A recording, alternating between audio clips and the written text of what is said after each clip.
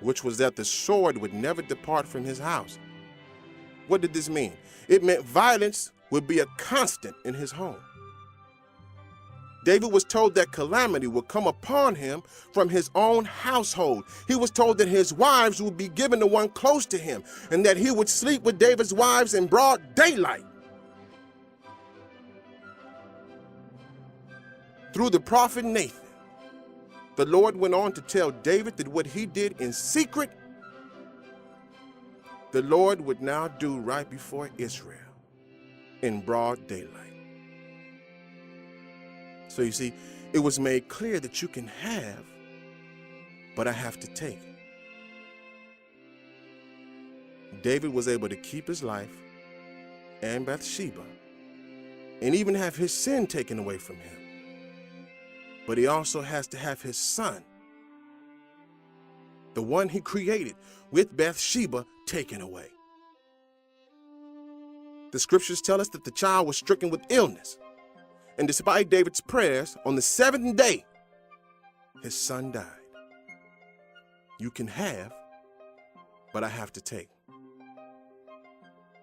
King David's son Ammon lusted so intensely for his sister Tamar that he became ill. The king's own nephew advised Ammon on a plan to have Tamar alone with him. This plan required David to participate, albeit unaware of the reason. But by the end of it all, Ammon, King David's son, lusted so strongly for Tamar, King David's daughter, that he raped her. He raped her, a virgin, her own brother. You can have, but I have to take. When Ammon finished with his sister Tamar, he hated her even more. In fact, he hated her more than he lusted for. And all he had to offer her was a get up and get out. Now, Tamar knew that this thing that had just happened to her was evil, and that it was something that should never have been done in Israel. She even tried to get Amnon to ask David to allow him to marry Tamar so that they could both have an exit out of this horrific situation. But Amnon refused to listen to reason or to maintain order. In fact, when Amnon told Tamar to get up and get out, she still tried to maintain some order in this already tragic situation. And she said no, because that would be a worse thing than what has already been done to me. But still, Amnon had a servant forcefully remove his sister, the one he just raped, and told the servant to lock the door behind her. What is a father to do in a situation like this? Especially a father that has shown himself to have the same type of lustful and murderous energy within his own being. You can have, but I have to take. Tamar, having nowhere else to turn, ended up at the house of another one of her brothers, Absalom. The scriptures tell us that she remained at Absalom's house as a desolate woman. This desolation did not come to her at the hand of a stranger. It didn't come about because an enemy had overtaken Israel and Tamar was an innocent victim of war and the rape that seems to always find its way to the surface during war. No, she was raped by her own brother. She was violated in the home of her own family and then rejected and sent away like some common whore on the street.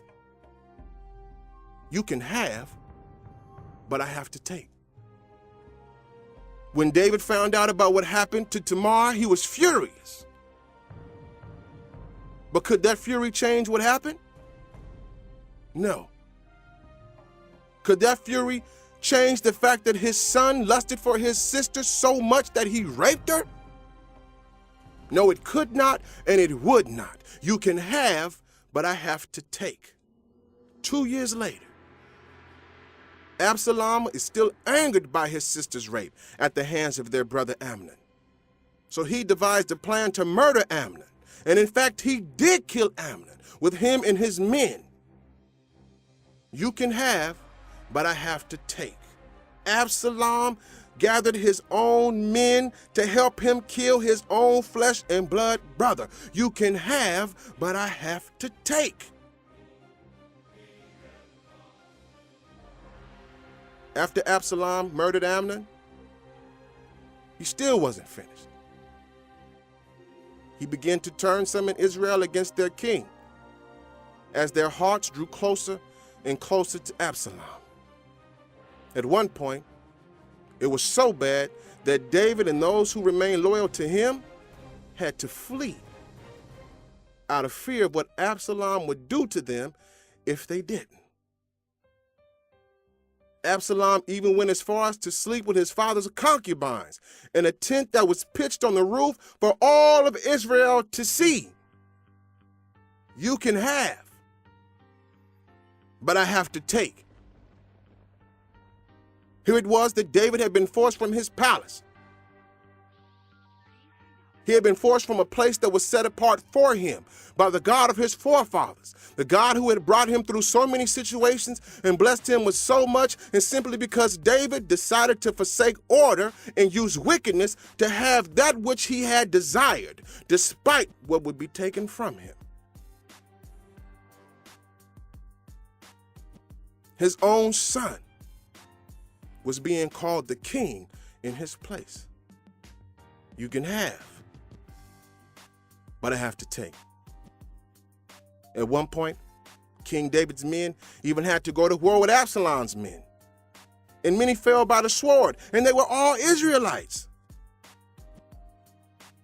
These tragic events were the result of David's choice to do what he did with Bathsheba and the murder of Uriah that he ordered, despite Uriah's clear loyalty to his king and his countrymen. You can have, but I have to take. David had his peace taken, his unified kingdom taken, the first son with Bathsheba taken, his son Amnon was taken, his daughter Tamar's mental, physical, and spiritual happiness was taken, and in the end, even his beloved Absalom was taken. And how did Absalom die? The same men that David instructed to have Uriah murdered also murdered Absalom, despite David's instruction not to harm his son.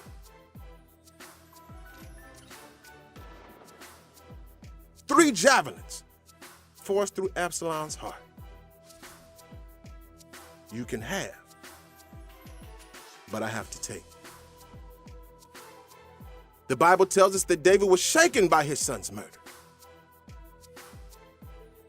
The scriptures speak of an agonizing David who wept, "Oh, my son Absalom, my son, Absalom.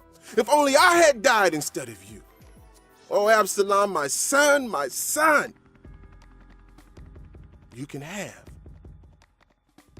but I have to take.